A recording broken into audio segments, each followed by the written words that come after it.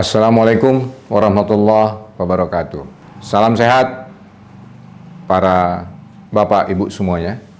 Kali ini saya ingin membahas berita yang saya baca pagi ini, yaitu Tito Karnavian, Menteri Dalam Negeri, mengumumkan beberapa daerah yang berhasil merealisasikan anggarannya dengan baik. Itu mencapai angka 40-an persen. Ini dianggap sebagai berita gembira. Sebenarnya ya wajar-wajar saja, karena realisasi anggaran merupakan sampai hari ini di Indonesia merupakan satu-satunya indikator yang efektif bagi pengendalian pemerintahan anggaran pemerintah di Indonesia saat ini. Tetapi apakah ini benar-benar berarti sebagai pertanda baik? Nah, mari kita bahas lebih dalam. Sejatinya, ketika realisasi anggaran dijadikan indikator, ini adalah indikator yang ketinggalan zaman sekitar 40-50 tahun. Pada tahun akhir 80-an adalah David Osborne dan Ted Gabler, itu dalam bukunya Reinventing Government sudah mengkritik bahwa indikator realisasi anggaran itu membuat pemerintah seringkali membiayai kegagalan. Sebagai contoh, mungkin pemerintah menghabiskan anggaran untuk pengentasan kemiskinan, tetapi penduduk miskin tetap bertambah. Dan kenyataannya juga, ketika ada anggaran pengentasan kemiskinan, kemudian banyak instansi pemerintah berlomba-lomba memaparkan, meningkatkan angka kemiskinan.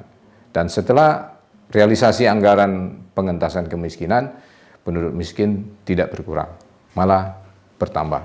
Demikian setiap tahun, yaitu yang disebut dengan membiayai. Jadi pemerintah pada dasarnya dalam kondisi seperti itu adalah membiayai kegagalan. Program yang gagal, tetapi dibiayai lagi setiap tahun. Kemudian saya kasih contoh lain. Dalam situasi COVID ini, ada bansos.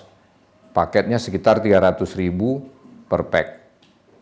Kenyataannya, yang sampai ke masyarakat miskin yang diberikan bantuan sosial, itu tidak sampai separuhnya. Sebagaimana kita ketahui, baru-baru ini di daerah Banten, itu ada paket beras yang dilabeli beras premium, tapi isinya beras busuk. Itu adalah suatu kenyataan bahwa habisnya anggaran bukan berarti baik. Gitu. Ini adalah indikator yang sudah sangat ketinggalan zaman. Celakanya, indikator ini hanya boleh dikatakan satu-satunya indikator yang dipakai oleh pemerintah sekarang. Itu adalah indikator lama yang sudah tidak efektif. Jadi indikator realisasi anggaran ini real time. Begitu di entry, maka seluruhnya bisa diketahui oleh seluruh instansi pemerintah. Bahkan Presiden pun bisa melihat bagaimana realisasi anggaran ini. Konsep realisasi anggaran sebetulnya mengasumsikan perencanaan pemerintah itu baik. Jadi ketika setelah direalisasikan, kemudian berarti hasilnya juga akan baik. Itu asumsi.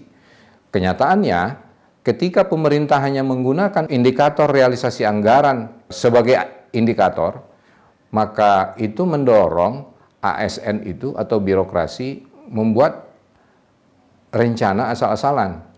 Jadi rencana dibuat asal-asalan, asal ada memenuhi syarat secara peraturan, kemudian direalisasikan, dibuktikan secara formal, sehingga tidak melanggar aturan apapun, tetapi kemudian realisasinya sebenarnya tidak sesuai dengan yang dilaporkan.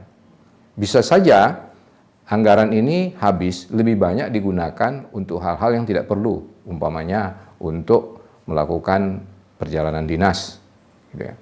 Itu bahkan banyak aparat pemerintah itu berebut perjalanan dinas, karena melakukan perjalanan dinas itu ya namanya perjalanan dinas dengan berbagai label. Contoh, sebagai pengawasan, monitoring dan evaluasi, studi banding, gitu kan. Itu gagah namanya, tetapi kenyataannya hanya pergi jalan-jalan. Nah, jadi realisasi anggaran itu belum tentu baik, gitu. Dan memang sudah dianggap dalam secara teori dan konsep ini adalah sebuah indikator yang sudah ketinggalan zaman setengah abad. Sangat disayangkan, pemerintah sampai hari ini boleh dikatakan hanya memiliki indikator ini yang efektif.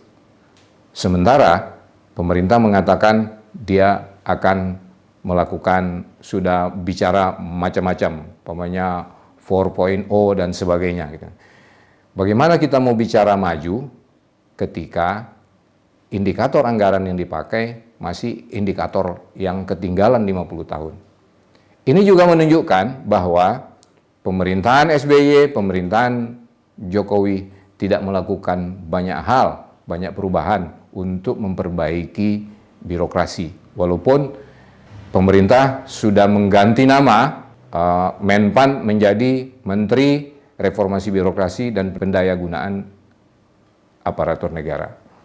Nah, sudah saatnya pemerintah sekarang merubah indikator-indikator ini, meningkatkan indikator-indikator menjadi indikator yang lebih berorientasi pada hasil.